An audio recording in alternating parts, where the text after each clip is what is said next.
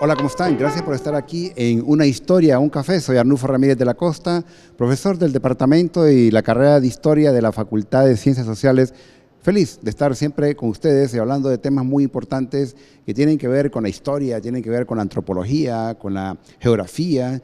Realmente este programa pues, trae a personas que investigan, personas que tienen amplia experiencia. En este momento pues quiero aprovechar, primero hablar del tema y luego después presentar a nuestro invitado especial. El tema que vamos a desarrollar es la atmósfera terrestre, un tema que de repente vimos en la Tierra y no nos damos cuenta de lo que nos rodea y es muy importante.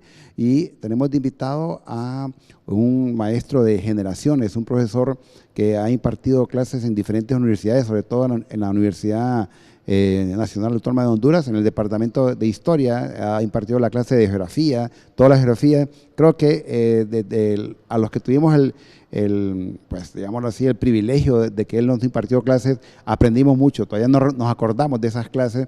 Para mí, en lo personal, quiero decirlo abiertamente, uno de los mejores profesores que tuve en mi formación como historiador. Me refiero al maestro Carlos Héctor Sabión. ¿Qué tal, maestro? ¿Cómo está? Bienvenido. Bueno, muchas gracias, Arnulfo, nuevamente, gracias por la invitación y un placer compartir con la juventud hondureña y con el público también, pues lo poco que aprendimos en este largo andar en la vida de la docencia.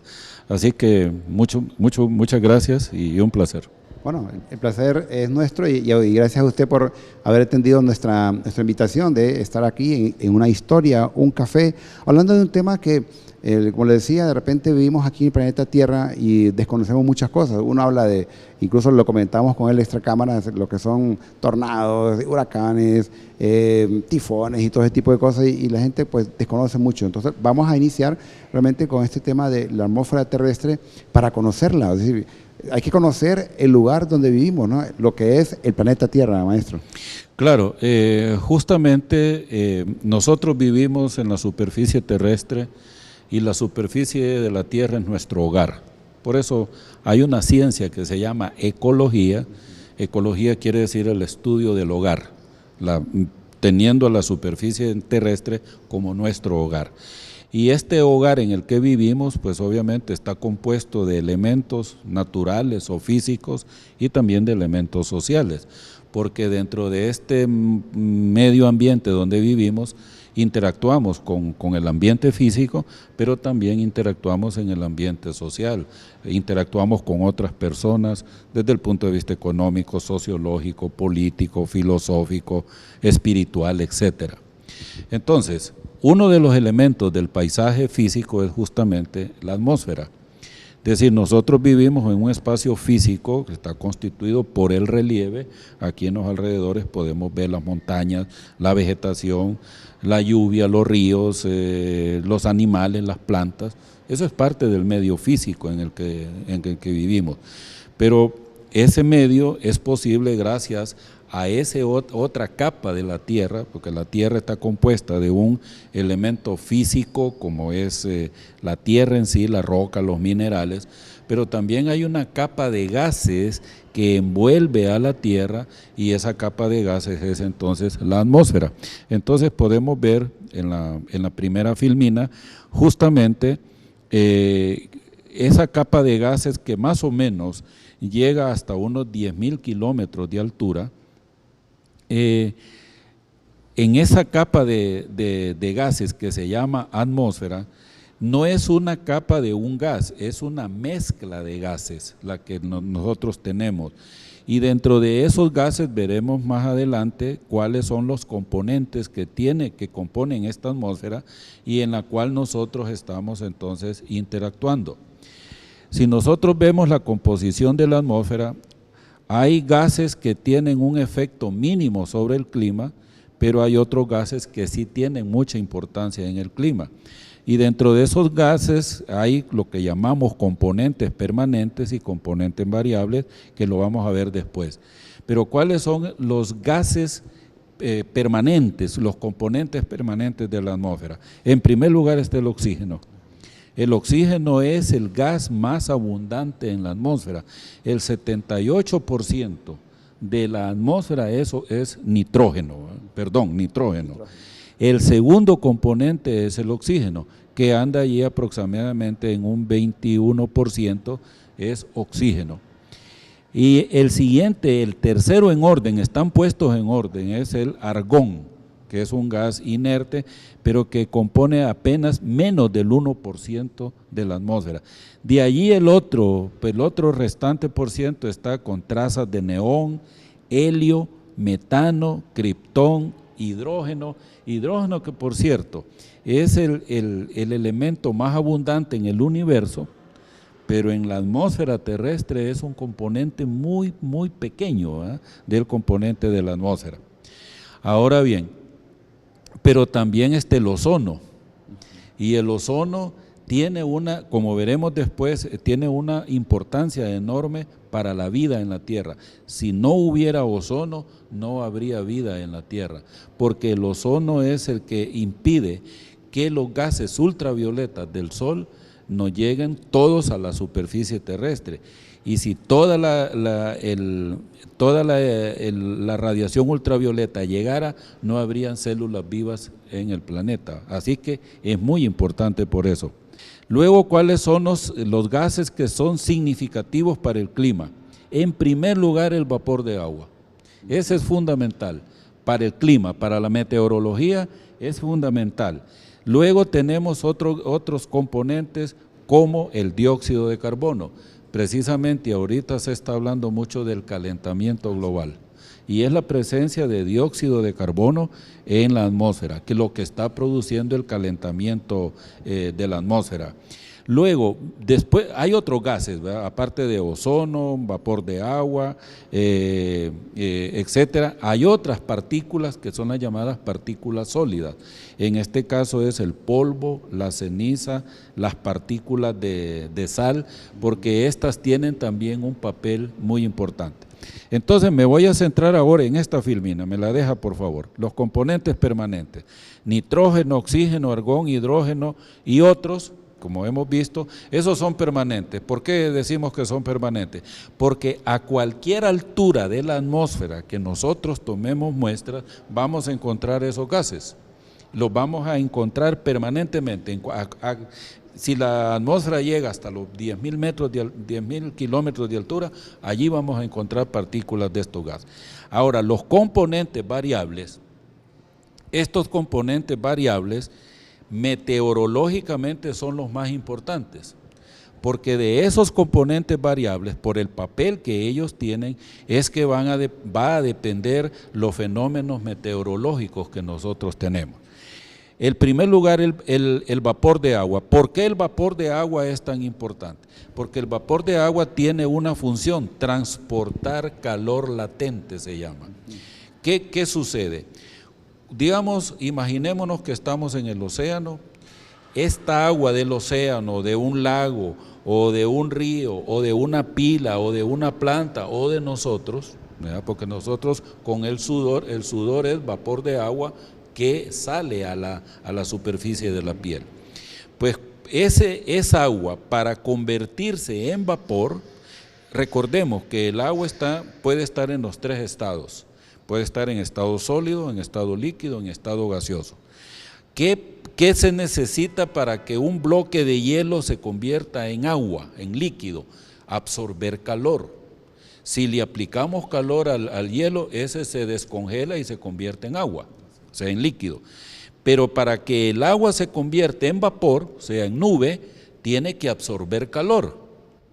Entonces, en el proceso hay absorción de calor. Pero ahora pongámonos en el sentido inverso. ¿Qué se necesita para que el vapor de agua pase a líquido?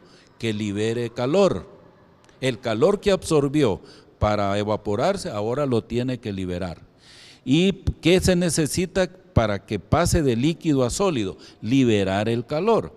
Entonces, si el agua se convirtió en vapor en el océano, el viento lo va a arrastrar a la montaña.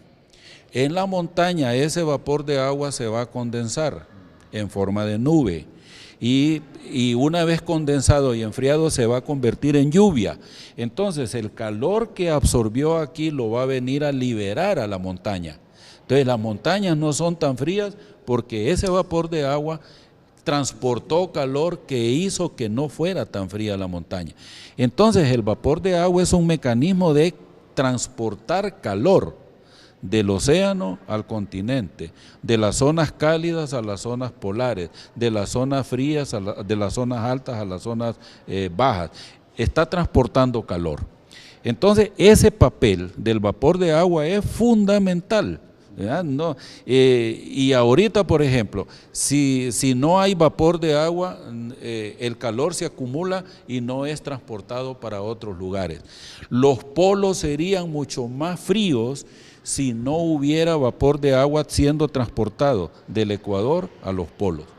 El Ecuador sería mucho más caliente si no viniera frío de los polos hacia el Ecuador a través de ese mecanismo de circulación global. Por favor, nuevamente la filmina. El siguiente, el polvo y la ceniza y las partículas de sal. Esas tres, ¿qué funciones tienen? Primero, refractan la luz solar. ¿Por qué, por ejemplo, ahora en la estación seca vamos a ver los atardeceres espectaculares, ¿verdad? El crepúsculo de todos colores, amarillo, naranjado, rojo, etcétera, porque hay mucho polvo en la atmósfera y las partículas de polvo son las que sirven para refractar los rayos solares. ¿Y qué parte de la radiación solar refractan? La parte infrarroja. De ahí porque el cielo tiene ese color rojizo, o los amaneceres también. Por un lado refractan la luz solar, por otro lado también las partículas sólidas sirven de núcleos higroscópicos. Núcleo higroscópico quiere decir que para que se forme una gotita de agua o para que se condense el vapor de agua que está en la atmósfera, se necesita una partícula sólida a la cual adherirse. La mejor de ellas son las partículas de sal, las mejores, pero también las partículas de polvo y las partículas de ceniza actúan como núcleos para que se formen las gotitas de vapor de agua que forman las nubes o las gotas de lluvia que finalmente caen.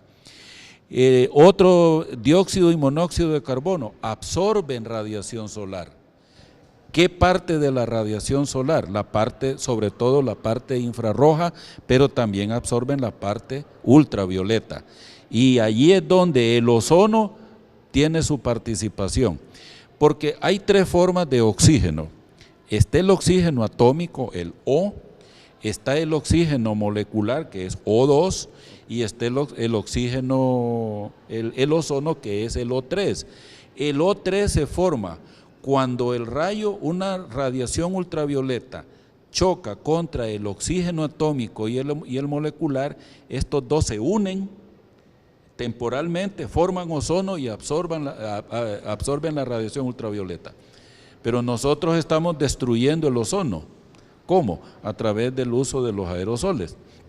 Entre menos ozono hay, más radiación ultravioleta está llegando a la superficie terrestre. Lo está afectando a usted, me está afectando a mí, a las plantas, a los animales. ¿Por qué? Porque el ozono tiene esa particularidad, absorber la radiación ultravioleta del sol. Si no hubiera ozono, la radiación ultravioleta sería tanta que no habría forma de vida en la Tierra. Así que por eso es importantísimo, ¿verdad? Siguiente, por favor. Qué interesante, porque yo siempre le comento a mis estudiantes sobre los temas que vamos a desarrollar y les digo, bueno, háganme preguntas, voy a aprovechar para hacerles al invitado. Entonces, a veces hay como una confusión, y tal vez usted ahorita nos la puede aclarar, en que del calentamiento global y el tema de la capa de ozono, ¿eh? Hay relación entre las dos, y sabemos que el calentamiento global obviamente se inició a partir de la revolución industrial, ¿no? Sí, no están directamente relacionados. Calentamiento global no necesariamente está asociado con el ozono, ¿verdad?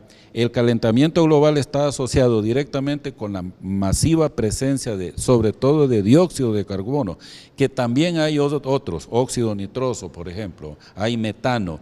Todos esos gases también tienen que ver con el calentamiento, porque esos gases tienen la particularidad de que absorben el calor de la energía solar. Es que un rayo de luz solar consta de tres partes. Está en primer lugar la radiación ultravioleta, está la luz visible y está la radiación infrarroja.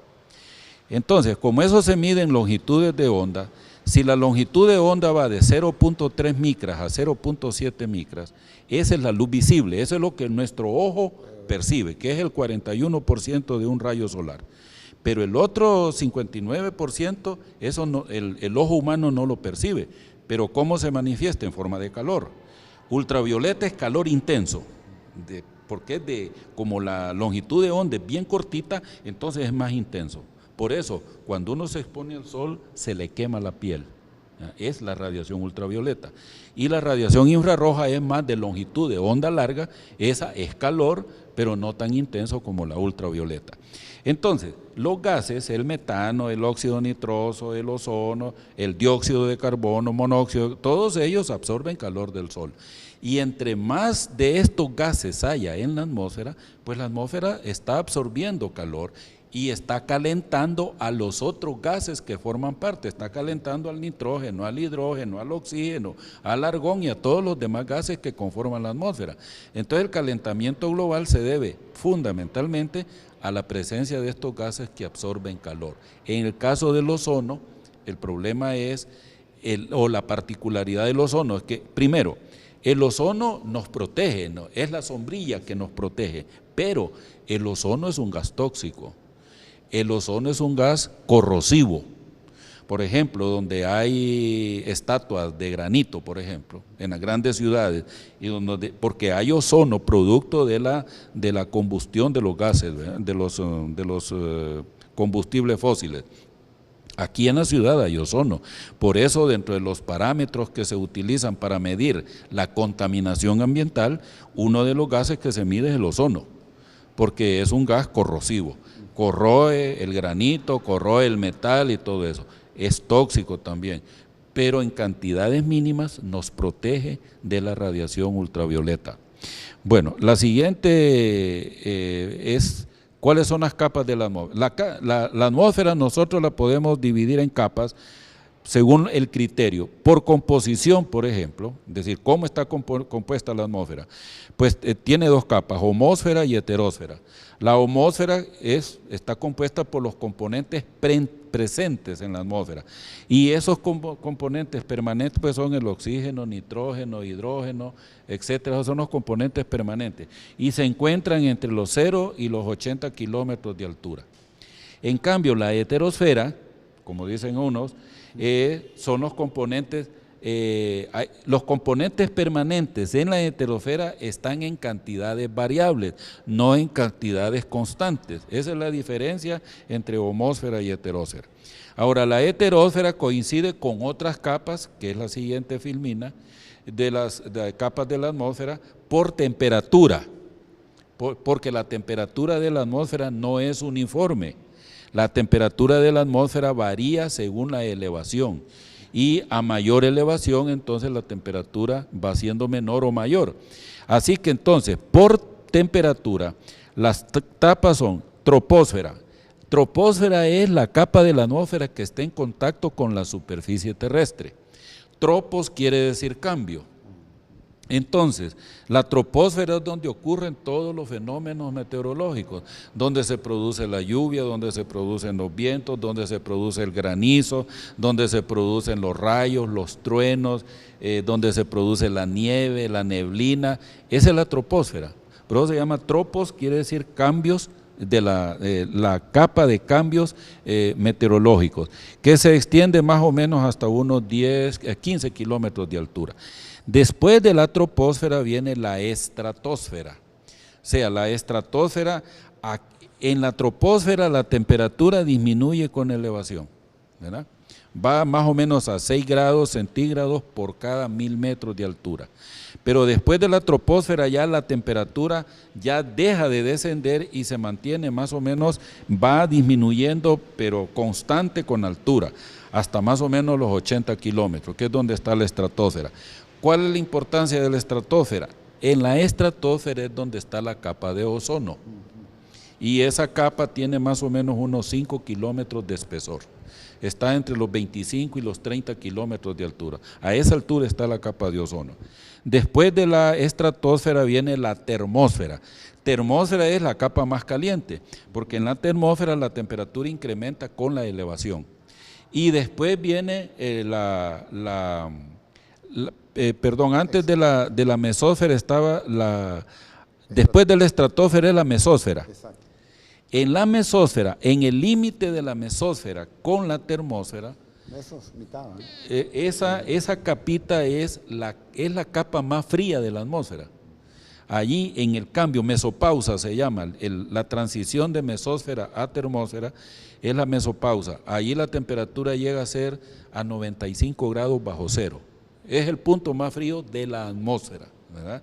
Después viene la termósfera y por último la exósfera, que termósfera y exósfera en otra división se le llama ionosfera.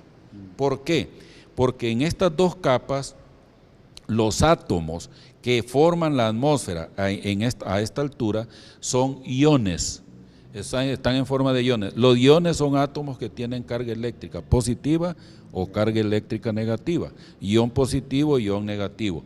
Y la ionosfera es la que hace posible las telecomunicaciones en la Tierra, porque los radios, las ondas de radio que van a la atmósfera son rebotadas por la ionosfera de regreso a la Tierra, ¿verdad? Bueno, entonces esto es con los componentes de la atmósfera y las capas de la atmósfera. Ahora tenemos los movimientos de la atmósfera. La atmósfera tiene movimiento, el aire mejor dicho, tiene un movimiento vertical y tiene un movimiento horizontal. Ese movimiento vertical, ¿a qué se debe?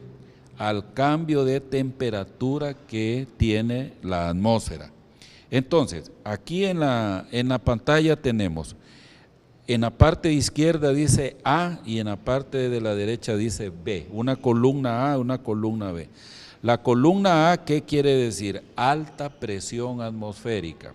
Entonces veamos, para que me entiendan.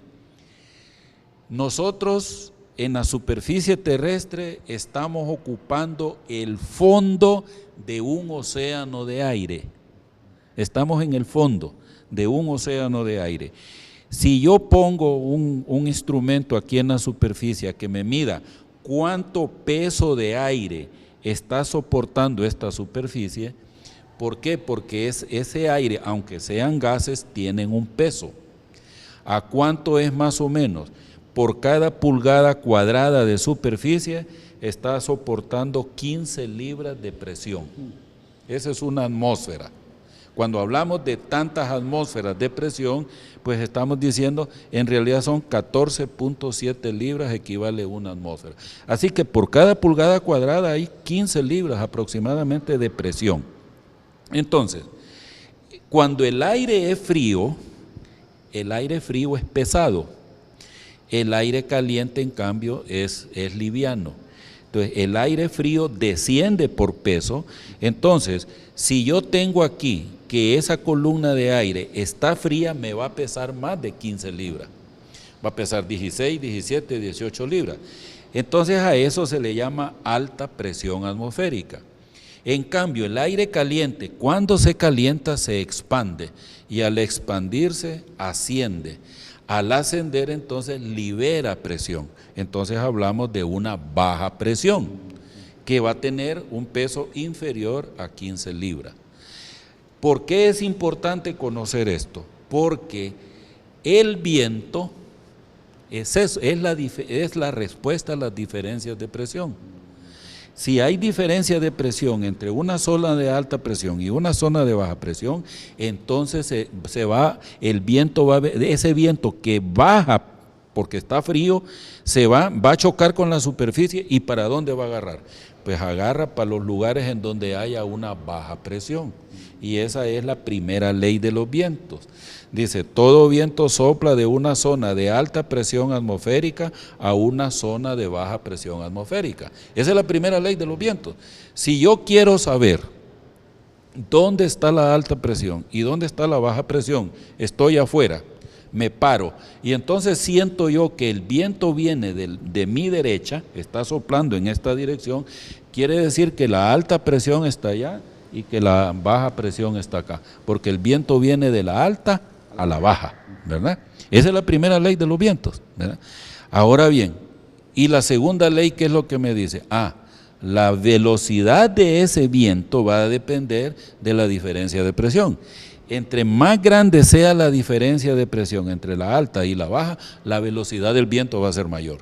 Por eso en un huracán alcanza 200 y pico kilómetros por hora, porque hay una diferencia de presión atmosférica bastante alta. Entonces aquí vemos en esta filmina, vemos precisamente lo de la circulación, ¿verdad? Cómo el viento está circulando de una zona de alta a una zona de baja.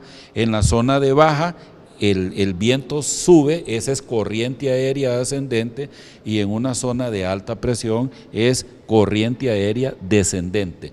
Ese aire que desciende eventualmente se va a mover a donde haya una baja presión, ese aire caliente va a ascender, se va a enfriar, al enfriarse va a descender, y así está entonces ese fenómeno. Esa es una de circulación atmosférica. Si lo vemos a nivel de planeta, aquí tenemos entonces que en la zona del Ecuador, la zona de Ecuador es una zona de baja presión atmosférica permanente en el Ecuador. En los polos, en los dos polos, es una zona de alta presión permanente. En cambio, en las latitudes medias vamos a tener entonces unas zonas de baja o alta presión dependiendo de la estación del año, si es invierno o es verano. Entonces, en el modelo global de circulación, de las latitudes medias tenemos vientos que soplan hacia la baja ecuatorial, que son los vientos alisios, tanto en el hemisferio norte como en el hemisferio sur. Son vientos húmedos, ¿no? Y son vientos que transportan humedad. Y en las latitudes árticas y antárticas vamos a tener vientos que van de las latitudes medias, tanto en el hemisferio norte, y el viento frío que va a venir de los polos hacia esas latitudes medias. Entonces allí tenemos los vientos polares. Entonces la circulación global de las latitudes medias hacia el Ecuador son los vientos alisios, tanto del noreste en el hemisferio norte como del sureste en el hemisferio sur. Tenemos los vientos prevalecientes del oeste en el hemisferio norte y en el hemisferio sur, y los vientos polares que vienen del polo norte y del polo sur. Maestro, y en el caso, por ejemplo, en el caso de Honduras, ¿cuál es la influencia de estos vientos? Ok. Nosotros estamos bajo la influencia de los vientos, a estos vientos se le llaman vientos planetarios porque circulan en todo el planeta. Nosotros estamos bajo la influencia de los vientos alisios, de los dos alisios, pero más de los alisios del noreste, porque también nos afectan los alisios del sur, del hemisferio sur. Esta convergencia, en la filmina anterior, por favor, si usted ve, en el Ecuador convergen los alisios del noreste, en el hemisferio norte, y los alisios del... Esa convergencia de los dos vientos se conoce como la ITC, Zona Intertropical de Convergencia de los Vientos Alisios. Y esa zona intertropical es como el ecuador de la atmósfera, que se está moviendo hacia el norte o hacia el sur del Ecuador, siguiendo los rayos perpendiculares del Sol. Ahorita estamos bajo la influencia de la ITC, por eso está lloviendo, pero cuando la ITC se mueva para el sur, va a dejar de llover y viene la estación seca. ¿Cuándo vuelve la estación lluviosa a Honduras? Fines de abril, principios de mayo, cuando la ITC vuelve a entrar a Centroamérica. Así es que la ITC es el gran control climático, sobre todo de las lluvias en el caso nuestro. Ahora, ahorita ya entramos a ver los frentes fríos, pero los frentes fríos no son vientos planetarios, son vientos estacionales y son vientos regionales. Pero los frentes fríos, ¿qué son? Son masas de aire frío que del polo se desplazan al Ecuador en el invierno. Que vuelvo a repetir lo que dije en otro momento, el invierno no es sinónimo de lluvia, invierno es sinónimo de bajas temperaturas. El verano puede ser lluvioso o puede ser seco, el invierno puede ser lluvioso o puede ser seco. Así que no definamos invierno por lluvia ni verano por calor, ¿verdad? Creo que esta aclaración es muy importante. Bueno, maestro, tenemos ya un par de minutos, son 2 minutos. Me gustaría que todas estas personas que nos ven, bueno, aquí tenemos estudiantes, docentes de diferentes facultades, y sabemos que es un tema que el maestro Sabión, pues es que estamos en una clase, pues, y realmente lo hemos disfrutado y nos motiva a leer un poco más. Creo que de eso se trata. En este momento, ahorita en esta época que estamos, ¿qué es lo que usted aconseja para que la gente no pueda ser presa de estos fenómenos? En primer lugar, nosotros debemos conocer el medio donde vivimos. Okay. No debemos irnos a vivir en lugares que sabemos que son susceptibles de inundaciones, de lluvia, de deslizamientos y todo eso.